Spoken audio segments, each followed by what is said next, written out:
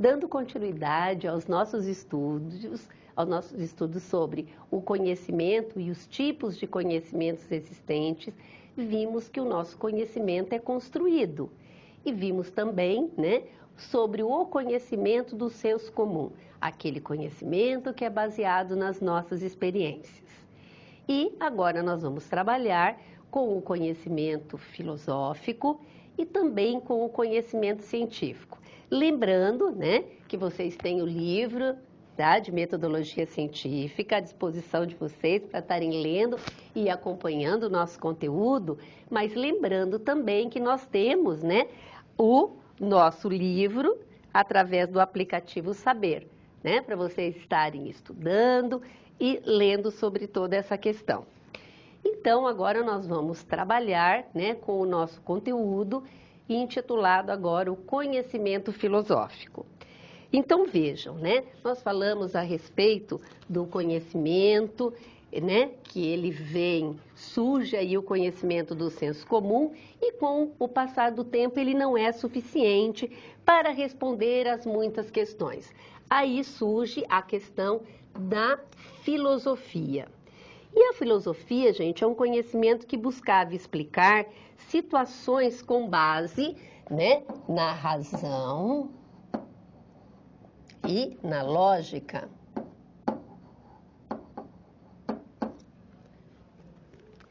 Ou seja, a lógica e a razão era o ponto fundamental.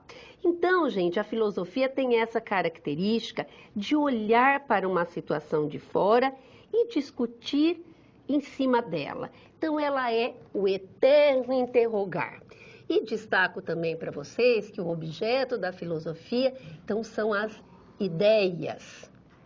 E o método? Qual que é o método da filosofia? Ele é o método racional, no qual prevalece o processo dedutivo que antecede a experiência e ele não exige, gente, confirmação experimental, mas somente a coerência lógica. E qual é o objetivo da filosofia? O objetivo da filosofia, gente, é questionar, tá, as conclusões da própria ciência à procura de um sentido ou interpretação mais ampla que responda às grandes indagações do espírito humano. Vocês vão observar que quando nós falamos da filosofia, a gente usa muita expressão, ela é o eterno interrogar. Então, definindo aqui, o que a filosofia, né, faz? Ela busca indagar, questionar, refletir sobre a existência e também, gente, as relações conceituais sobre a linguagem e princípios que servem como base para orientar as nossas ações.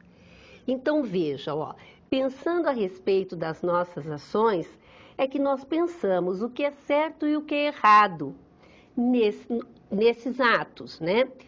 E vejam que o conhecimento filosófico, a filosofia, ela tem uma grande responsabilidade, porque ela indaga e ao indagar, gente, ela vai propiciar a questão da reflexão. Então, nós temos também que destacar aqui, né, que quando nós falamos da filosofia, se faz necessário nós abordarmos a questão da ética. Por quê? A ética, gente, ela é um ramo da filosofia que vai buscar entender a conduta moral, tá? E ela vai ajudar a compreender por que nós fazemos determinadas escolhas. Então, vejam que a ética ela está no campo da abstração, da reflexão intelectual e se trata do conjunto de valores, tá? Que é tudo aquilo que nós recebemos na nossa educação, na nossa formação. E todos nós temos o direito de ter os nossos valores, a gente só precisa lembrar que nós não podemos permitir que os nossos valores venham a prejudicar alguém. Tá? Então, nós temos, né, essa questão dos valores, as noções e princípios que servem como base para orientar a vida moral das pessoas em sociedade. Então, vejam, gente, que através do conhecimento filosófico, da filosofia, e da ética, ela pode levar as pessoas a uma reflexão, né? E essa reflexão, muitas vezes, propicia mudança. Então, uma outra questão que eu destaquei aqui, que a filosofia, ela é necessária, porque ela indaga, ela questiona, tá? Então, e através desse olhar diferente, ela busca outra dimensão da realidade para além das necessidades imediata nas quais o indivíduo se encontra mergulhado. E ao tornar-se capaz de superar a situação dada, vejam bem, e repensar o pensamento e as ações, é que ele desencadeia, o indivíduo abre-se para a mudança. Então vejam, né, que através do conhecimento filosófico e da ética, ele pode levar as pessoas a uma reflexão. E, ao refletir, as pessoas podem, né, repensar e mudar. Então, vejam, a filosofia, ela é o eterno interrogar, ela questiona, ela é necessária, porque ela vai propiciar ao indivíduo o desenvolvimento da capacidade de raciocinar sobre as coisas, refletir e possibilitando com isso a construção coerente de resposta. Então veja, esse eterno interrogar, essa reflexão propiciada ao indivíduo faz toda a diferença e a filosofia tem essa grande questão. Então por isso que a gente diz, né, ela é o eterno interrogar. Ela vai estar sempre propiciando, né, essa reflexão. E a ética, né, que é do ramo da filosofia, vem com grande relevância no sentido, né, de levar a essas questões, né? Nem destaquei ali a questão dos valores. É de extrema relevância que você conheça quais são os seus valores. Como eu disse para vocês, nós recebemos isso durante a nossa formação. Todos nós temos os nossos valores e temos direito de tê-los. E temos a consciência de quais são esses valores. Exatamente para que os meus valores, que eu tenho direito de tê-los, não venha prejudicar alguém. Então vejam a riqueza do conhecimento filosófico da filosofia, onde ela propicia toda essa questão de reflexão a respeito, né, desse conhecimento. E agora, né, um outro conteúdo de extrema relevância que nós vamos abordar é sobre o conhecimento científico. Como a professora destacou para vocês, o conhecimento científico é aquele, né, uma característica muito relevante, ele é programado, ele é sistemático, ele é metódico, é o conhecimento que vai permear a sua vida acadêmica e a sua vida profissional. Então nós vamos ao quadro trabalhar, né, algumas características do conhecimento científico. Então nós temos aqui, né, que o conhecimento científico ele procura as causas e leis, explicando através de um método aonde ele demonstra, passo a passo a verdade. O conhecimento científico, a ciência, gente, ele prova, ele busca a fidedignidade dos resultados. Então vejam, né, que com o passar, né, do tempo, a própria curiosidade do homem e a sua necessidade no desenvolvimento dos sistemas, até com relação às metodologias de trabalho, né, o homem sempre buscou cada vez mais. E o conhecimento científico, assim como o conhecimento científico e o conhecimento filosófico, se apoia na lógica e na razão, tá?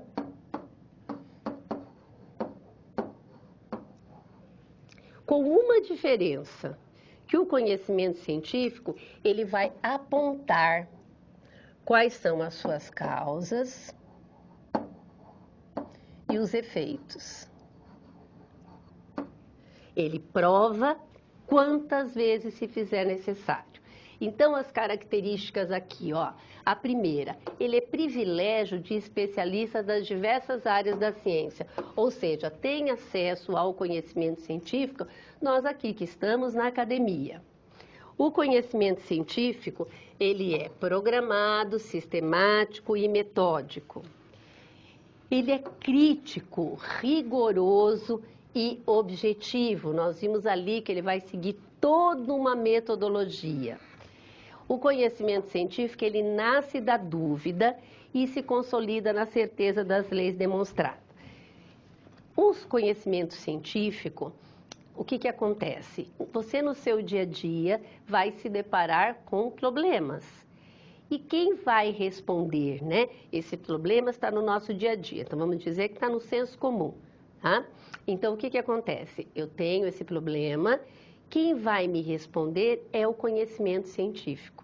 De forma programada, sistemática, metódica, ele vai buscar resposta a esse problema. Então, eu costumo destacar que o conhecimento do senso comum e o conhecimento científico, eu costumo dizer assim, ó, um é água, o outro é vinho.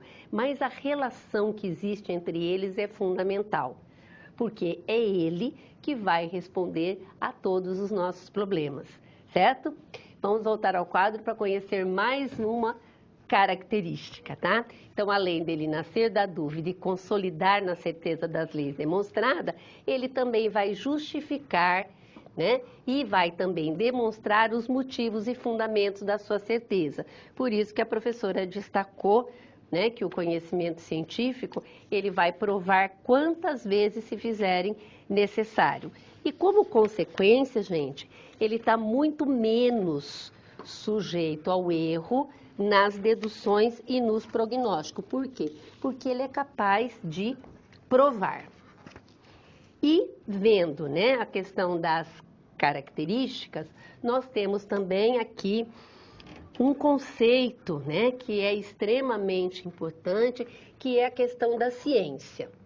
A ciência, gente, ela determina o seu objeto específico de investigação e ele vai criar um método confiável pela qual se estabelece o controle desse conhecimento. Então, vejam, tá, que esses dois elementos aqui, ó, objeto e o método, eles não podem faltar, senão ele não é ciência. E quando nós falamos, né, a respeito dos métodos, ó, os métodos rigorosos com que o conhecimento científico trabalha, ele vai possibilitar estabelecer ó, um conhecimento sistemático, ou seja, aquele que segue um sistema, que é metódico, que é ordenado, que é constante, que é contínuo e também persistente. Ele é preciso, ele é causal, aqui ó, é referente à causa, e o objetivo, que permite a descoberta das relações universais entre os fenômenos e a previsão de acontecimentos e também da ação da natureza de uma forma segura. Essa forma segura aqui, gente, é no sentido que é necessário, que tem que ser desse modo. Então vejam, né, que a ciência e a questão dos métodos, eles são de extrema relevância dentro da questão do conhecimento científico. E esse método científico, gente, ele apresenta, né, alguns passos que eu quero apresentar para vocês. Então, acompanhe aqui com a professora, ó. Inicialmente, nós temos o problema inicial. Tá? Aqui você vai definir, tá? Será a base de toda a pesquisa científica o seu problema inicial. Depois eu tenho a pesquisa de base. Aqui na pesquisa de base você vai pesquisar o material publicado sobre o assunto, tá? Então, vamos pegar um exemplo aqui. Vamos dizer, tá, que você tenha interesse em estar construindo poços artesianos. Você tem que buscar, tá? Nas publicações, nos livros e também nos artigos científicos, de preferências, né, nos atuais, para saber como ele é construído, qual deve ser a profundidade desse poço artesiano, Quanto em média se retira de água e aonde ele deve ser instalado? Então percebam que essa pesquisa de base, eu tenho, né, o meu problema inicial e eu vou buscar suporte teórico a respeito dele. Depois eu tenho as hipóteses, tá? O que são hipóteses? Hipóteses, gente, são suposições, tá? Então, todas as vezes que eu formulo um problema, eu levanto hipóteses, são prováveis respostas a respeito desse problema. Depois eu tenho, né, a experimentação, é a próxima etapa. Então, aqui é onde eu testo as minhas hipóteses e para a questão da solução dos problemas. Então, eu faço toda a minha experimentação aqui e vou ver, né, que no caso que nós estamos citando, provavelmente a solução, no caso, né, para construir a questão dos poços artesianos.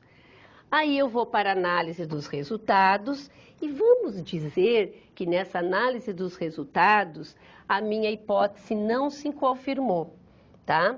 Então, o que eu faço? Eu vou voltar aqui numa nova tentativa, levantar novas hipóteses, eu vou passar pela experimentação, vou analisar os dados. Nossa, dessa vez as hipóteses que eu levantei, né, na análise dos meus dados, a hipótese foi correta, a hipótese se confirmou.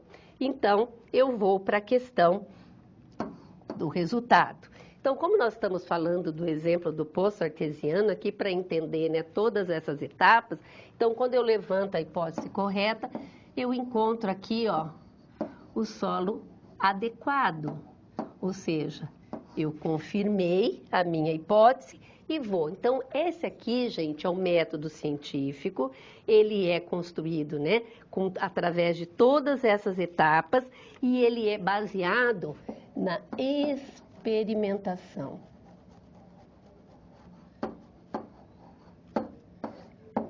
E dessa forma, vejam como a gente diz, né, dele ser programado, sistemático, metódico e buscar a fidedignidade dos resultados. Então, vocês viram, ele passa por todas as etapas, fazendo a experimentação. Então, ele tem condições de provar quantas vezes se fizerem necessário quando ele obtém êxito numa experimentação, certo? Então, esse é o contexto da questão do nosso conhecimento científico. E agora nós vamos, né, trabalhar, analisar a nossa situação geradora de aprendizagem. Então, aqui nós vamos trabalhar nessa situação geradora de aprendizagem, focando primeiramente o conhecimento filosófico e depois focando o desenvolvimento científico, tá? O conhecimento científico. Então, nós estamos aqui, vamos ao quadro, né, trabalhar com essa questão. Então, nós relembrando, né, a nossa situação geradora de aprendizagem, que o Gustavo ele tem, né, que montar um projeto para informar e conscientizar a população, né, sobre a questão da falta d'água. E o que acontece? Falta água, qual que é a tendência das pessoas? É você estocar. Quando você estoca, pode acontecer de formar o quê? Foco de dengue. E nessa nossa situação geradora de aprendizagem isso acontece. E aí o Gustavo, ele pede ajuda à prefeitura que venha verificar no bairro, nas casas, né, para detectar o que é que está acontecendo e aonde está esse foco. E para surpresa, gente, um dos moradores, o Manuel, ele não permitiu que a prefeitura entrasse em sua residência para verificar como é que estava, né, a questão dessa situação. Então, nós vamos agora resolver, né, essa situação, problema, olhando pela questão da filosofia, do conhecimento filosófico. Então, nós temos aqui, ó, fazendo uso do pensamento filosófico, o que a filosofia faz, gente? Ela questiona, ela indaga, ela é o eterno interrogar. O Manuel poderá, ó, ponderar que há outros fatores a se considerar além das questões pessoais, certo? Ele não queria permitir que o pessoal da prefeitura entrasse, era questão puramente pessoal do Manuel. mas ele tinha que pensar na questão da vida em coletividade, né? Que a gente trabalhou a subjetividade, que é a forma de pensar, sentir e agir de cada um, e também trabalhamos a questão da objetividade, que está vinculado à questão dessa coletividade. Então, gente, o Gustavo ele pode ajudar o Manuel a visualizar outros aspectos inicialmente desconsiderados. Por exemplo, o foco de dengue que poderia estar presente na casa do Manuel poderá afetar todo o bairro, ou ainda que a saúde dos outros moradores, depende das suas ações. Então, quando a gente fala, né, em essa questão do Manuel repensar, a gente fala, né, do pensar aqui, coletividade, para não pensar só na questão, né, do individual, né, aqui as questões pessoais. E dessa forma, a perspectiva, né, do personagem Manuel, ela seria enriquecida se ele considerasse os diferentes aspectos que compõem uma situação. Pois a interpretação que foca apenas aspecto visível de uma situação reducionista. O que é isso aqui, A situação reducionista é você ver o mundo através da nossa ótica. Isso é péssimo, né? Porque você vê, né, através da sua ótica. E isso dará a ele um conhecimento mais complexo. Aqui, gente, esse complexo é no sentido de estar interligado e de forma ampla da realidade, contribuindo para que compreenda que no contexto tratado os elementos estão interligados. E também, gente, ao buscar os nexos, que seriam esses nexos? Seria a união, a ligação, o vínculo, que dão um determinado formato, acontece, né? E o Manuel, ajudado por Gustavo, estará, refletindo sobre mais possibilidades sobre o fenômeno. Então, vejam o quanto, né, é importante essa questão da filosofia, que o leva a pensar, a refletir, a analisar. Porque o Manuel tomando essa atitude, né, de não permitir a entrada da sua residência pelos seus motivos pessoais, né, como a professora explicou, ele tem direito de tê-los, mas precisa ver se essa atitude não está prejudicando os demais. Então, nesse sentido, a filosofia, aqui através da ética, seria de extrema relevância que Gustavo poderia, né, estar ajudando a Manuel repensar a sua atitude e permitir, né, a vistoria sobre essa questão.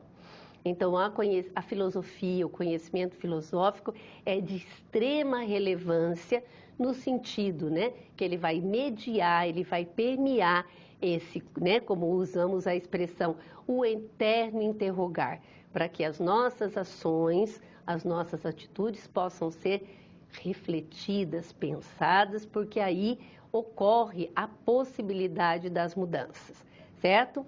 Então, analisamos essa nossa situação geradora de aprendizagem, olhando a questão no foco no conhecimento filosófico. E agora nós vamos estar discutindo, analisando, problematizando essa situação, né, geradora de aprendizagem, olhando o foco científico, que é o nosso grande objetivo, é trabalhar esse conhecimento científico dentro dessa questão. E aí, o que nós temos na nossa situação geradora de aprendizagem? Falta água, né? As pessoas estão bravas, revoltadas, porque está tendo consequências, né, pela questão dessa uso de forma inadequada dessa água.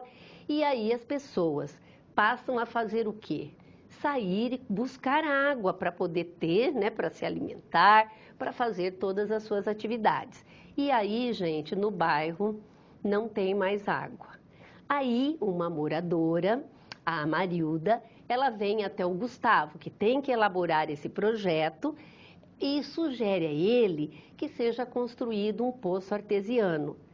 Então veja, para a construção de um poço artesiano é de extrema relevância que você venha conhecer sobre poço artesiano. Então aí é o momento que o Gustavo tem que fazer uma busca, um levantamento bibliográfico, aonde ele vai nos livros da área e também nos artigos científicos estudar, né, o que é que está acontecendo, essas mudanças climáticas que estão acontecendo, até que ponto isso vem interferindo, qual a consequência. E para existir essa sugestão, né, da Amarilda na questão do projeto, o Gustavo vai ter que buscar, né, o conhecimento, uma pesquisa bibliográfica a respeito do tema. Então vamos ao quadro resolver essa questão.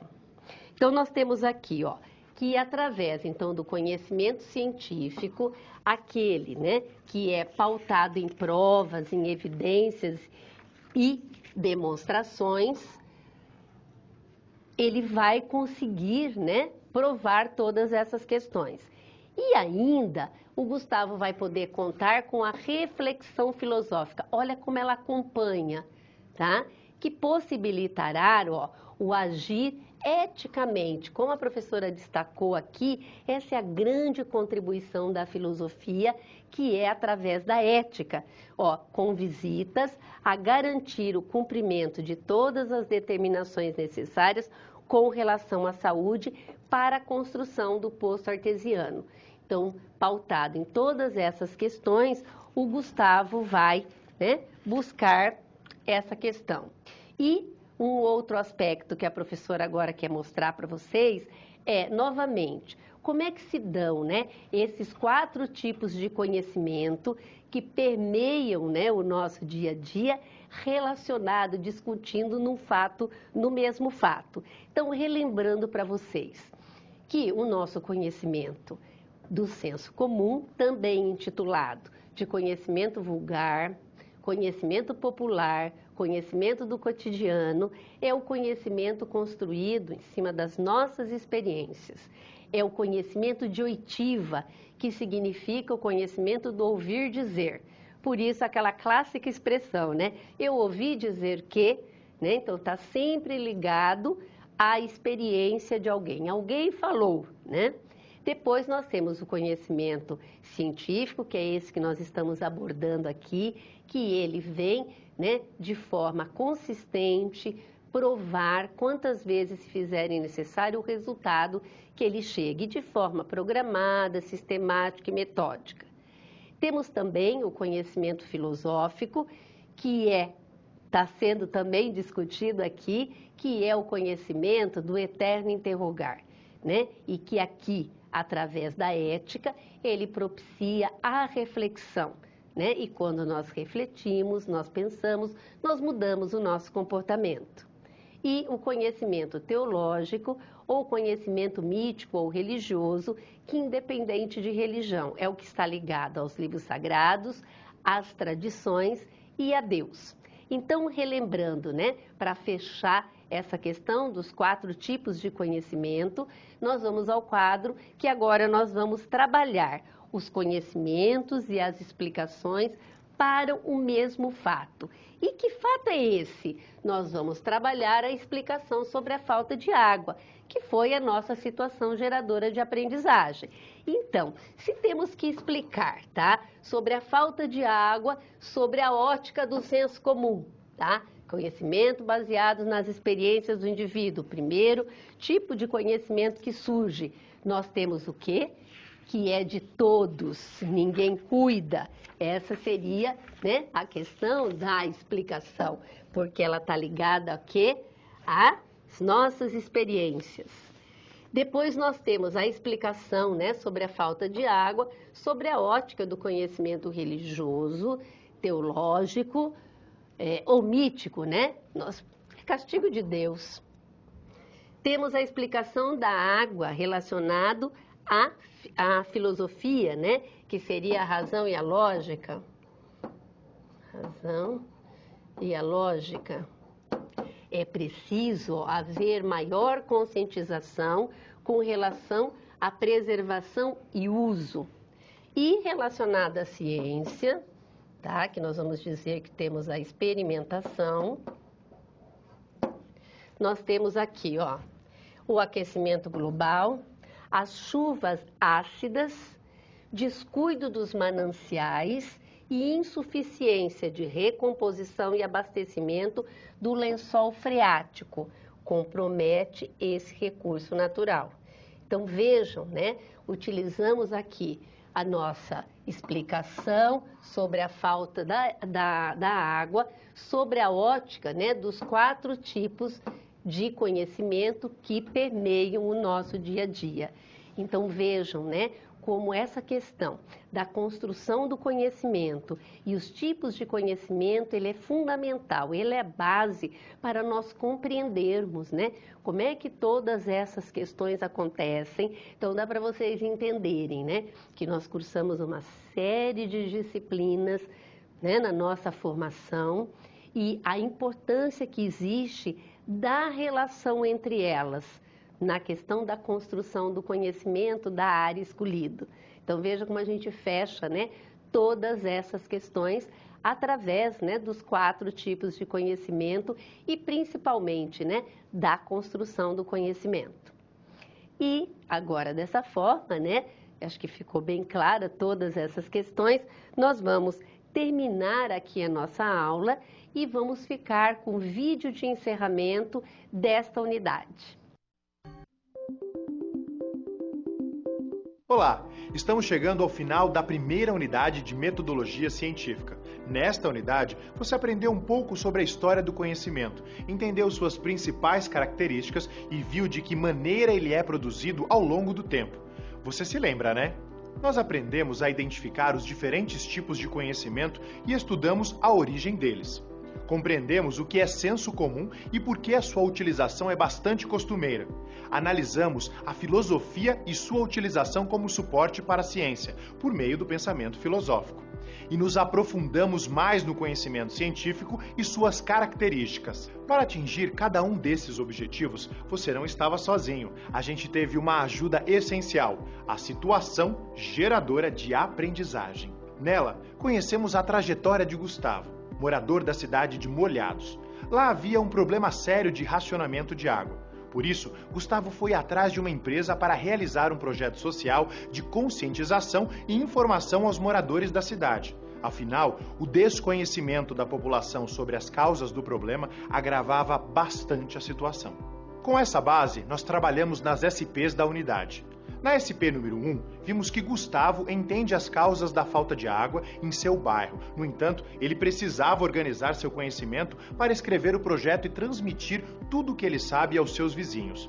Como ele poderia fazer isso? A resposta para essa pergunta é que ele deveria seguir um processo de construção do conhecimento. Gustavo precisava reunir seu conhecimento acumulado e aplicar a uma realidade vivenciada, com um olhar específico para a comunidade local. Ele deveria então levantar evidências, obter dados objetivos e verificáveis e, então, aplicar a essas informações uma análise que permitisse encontrar ações concretas para solucionar o problema. Na segunda SP, Gustavo decidiu conversar com os moradores da cidade. Ele descobriu que, para a maior parte deles, a falta d'água não passava de um problema político e a culpa seria, então, da prefeitura. Mas Gustavo sabia que havia causas maiores do que apenas uma questão política nesta situação. Como ele poderia fazer para saber se os moradores estão confiando demais no senso comum? Para isso, Gustavo precisava constatar que os moradores não estavam investigando o problema em sua origem. Ele precisava entender que as conclusões dos moradores não partiam de fatos objetivos, como dados concretos, pesquisas, análises de ações e entrevistas. Chegamos então à terceira SP, na qual notamos que o projeto de Gustavo incluía a intervenção da prefeitura para ajudar no combate à dengue em seu bairro. No entanto, um dos moradores se recusava a deixar a prefeitura entrar em sua casa para conferir a existência de água parada. De que forma o conhecimento filosófico poderia fazer com que este morador agisse racionalmente? Nesse caso, você ajudou Gustavo a entender a importância de conceitos filosóficos como a ética para a resolução de problemas. Assim, ele pôde compreender que a prática da reflexão é essencial, especialmente quando se tem a responsabilidade de uma gestão, como é o caso da prefeitura. Na quarta e última SP, nós nos deparamos com uma sugestão que uma moradora fez ao projeto de Gustavo, a construção de poços artesianos no bairro. Gustavo gostou da ideia, mas, por se tratar de uma questão importante como a água potável, decidiu que não tinha bases para julgar se essa construção era apropriada.